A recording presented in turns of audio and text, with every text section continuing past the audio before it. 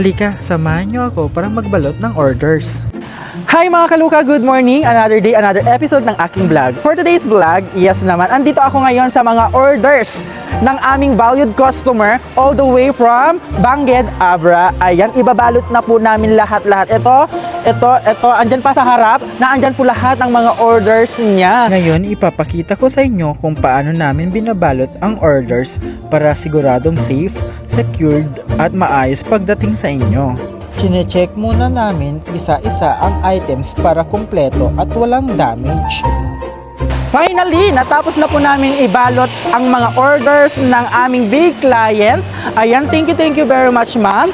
Bago ko tapusin itong vlog na ito, please like, share, and comment down below. And please do subscribe our YouTube channel ng Luca Rotan Outdoor Furniture.